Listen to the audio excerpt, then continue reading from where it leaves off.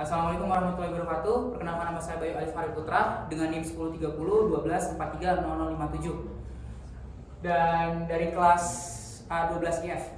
Jadi dari soal yang nomor pertama ini ada X plus 2 min X plus 1 lebih kecil sama dengan dari X per X plus 1. Jadi cara yang pertama itu kita cari pertidaksamaannya dulu sehingga kita dapat hasil X plus 2 X plus 1 dikurang X dalam kurung X min 1. Terus per kita cari per juga itu dari yang atas karena dia udah bisa langsung, jadi kita langsung tulis saja X min 1 sama X plus 1. Jangan lupa ditambahin lebih kecil sama dengan nolnya. Nah, selanjutnya itu kita sederhanain dulu pembilangnya. Pertama kita bisa sederhanain dari X plus 2 sama X plus 1 sehingga kita dapat hasilnya itu adalah X kuadrat plus 3X plus 2. Lalu selanjutnya kita sederhanain juga sederhanakan pembilangan juga yang bagian X min 1 sehingga kita dapat hasil yaitu X kuadrat min X. Setelah itu kita kurangin semuanya, kita masukin semua ke dalam bagian ini. Jadi seperti ini. Jadi kita kurangin X 2 3X plus 2 dikurang X kuadrat min X dan X min 1 sama X plus 1. Setelah kita udah dapat, kita tinggal langsung cari aja pembilangnya. Jadi kita dapat pembilang itu di 4X plus 2 per X min 1 dan X plus 1. Dan jangan lupa ditambahin lebih kecil dari 0 ya, ini juga. Lalu setelah ini sebenarnya kita bisa langsung, tapi kita bisa langsung faktorkan juga angka 4X plus 2 ini sehingga kita bisa dapat di 2X plus 1 per masih sama X min 1 sama X plus 1. Nah sekarang udah lengkap nih semuanya. Terus langkah selanjutnya itu kita nyari penyebutnya. Di mana penyebutnya itu dia nggak boleh lebih dari 1 dan dia juga nggak boleh min 1. Nah sekarang kita dapat penyebutnya nih. Sekarang kita cari untuk bagian pembilangnya. Buat dari pembilangnya kita masukin saja 2X plus 1. Kita lanjut bagian sini.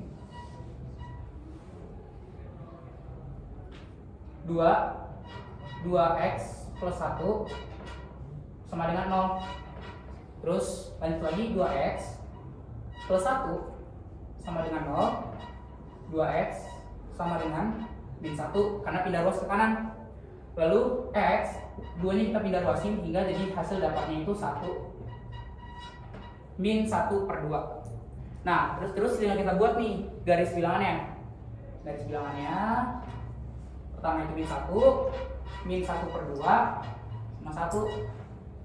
Nah, sehingga kita dapat di sini dari min 1 per 2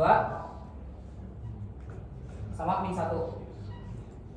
Dan bagian kanan itu ada plus, karena dia plus, minus. Nah, sehingga ini semua udah kita dapat nih pembilang sama penyebutnya. Nah, langsung kita lanjutin lagi nih. Kita lanjutin dengan cara F X terus X elemen dari R maksudnya real itu X lebih kecil dari min 1 atau 1 per 2 sama 1.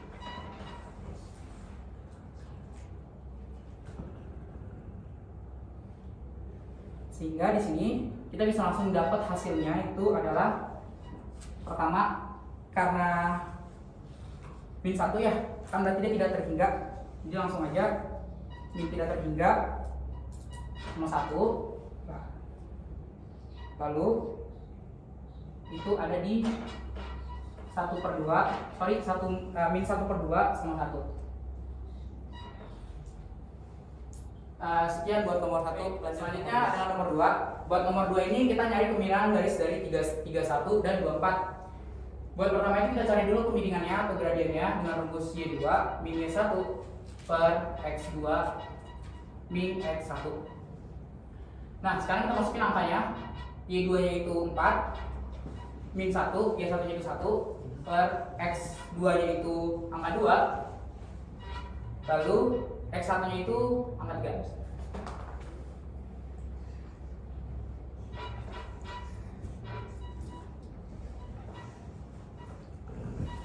Nah, setelah ini langsung kita cari aja nih, dapat nih hasilnya 3 per min 1. 3 per min 1, kita bakal dapat hasil jadi min 3.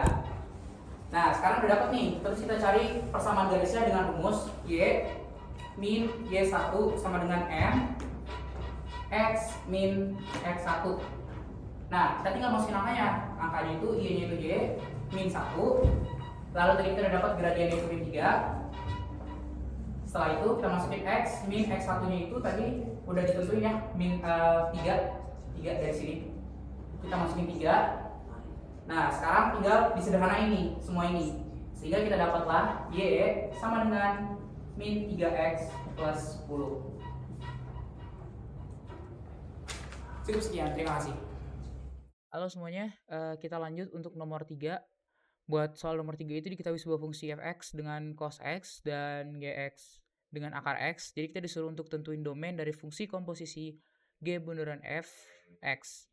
Oke, jadi tuh buat langkah pertama itu kita harus substitusikan dulu fungsi fx ke dalam gx. Nah, sekarang kan kita tahu kalau fungsi dari fx ya, dari fx itu kan cos x ya. Maaf, dari fx itu cos x. Lalu yang kedua itu fungsi dari gx-nya itu kita tadi ada di akar x. Nah, terus langkah selanjutnya itu apa? Nah, langkah selanjutnya itu kita hitung aja nih. Pertama kita hitung g bundaran f itu x, terus itu sama dengan g, dia akan menjadi f x. Nah, terus g-nya ini adalah cos x. Nah, seperti ini. Dan hasilnya itu nanti bakal jadi akar dari cos x. Nah, terus kita harus ingat nih, syarat dari agar g bundaran f itu terdefinisi, itu caranya itu kita harus tahu bahwa cos x itu harus lebih dari sama dengan 0. Nah, jadi karena gx itu akar x, nah itu tuh didefinisikan untuk x lebih besar dari 0. Berarti kita sudah membuktikan nih kalau g bundaran f itu beneran ada. Nah, langkah selanjutnya itu apa? Kita harus tentuin dulu. Kita tentuin cos x-nya. Cos x lebih dari 0. Nah, terus fungsi cos x ini tuh fungsi periodik dengan periodenya 2pi. Nah, terus pola ini tuh berulang sehingga kita harus mencari nih interval dasar di mana cos x itu bernilai positif atau 0. Kenapa? Karena tadi kita seperti tahu syaratnya itu cos x harus lebih dari 0. Nah, kita harus tahu nih gimana caranya.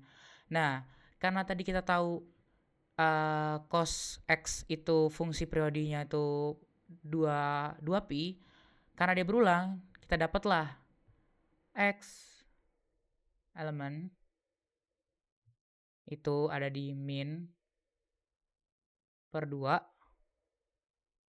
lalu sama per 2. Seperti ini. Nah, sekarang kita sudah dapat cos X-nya. Terus karena cos X ini berulang setiap 2pi, interval di mana cos X lebih besar dari 0 itu juga akan berulang. Nah, setiap 2pi. Jadi itu sehingga setiap bilangan bulat atau biasa kita bilang itu K seperti ini. Nah, kita tuh dapat menambahkan atau mengurangi kelipatan 2pi. Nah, sehingga kita dapat nih intervalnya di mana cos X lebih besar dari 0 itu hasilnya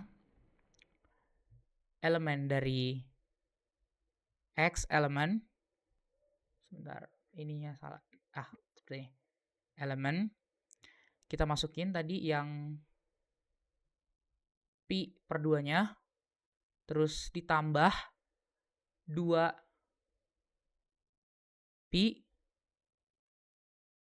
bilangan bulat, lalu pi per 2 sama aja, ditambah juga 2pi bilangan bulat.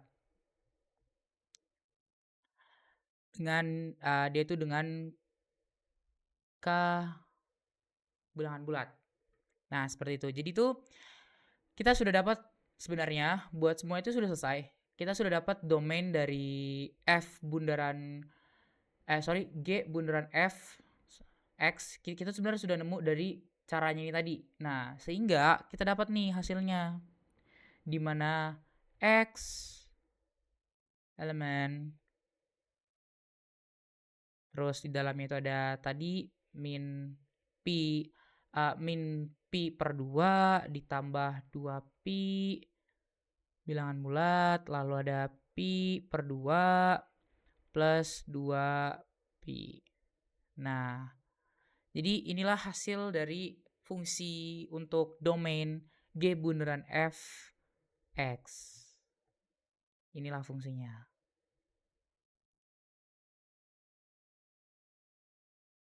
Nah, jadi mungkin cukup sekian saja video dari kalkulus saya hari ini. Kurang lebihnya mohon maaf. Terima kasih. Wassalamualaikum warahmatullahi wabarakatuh.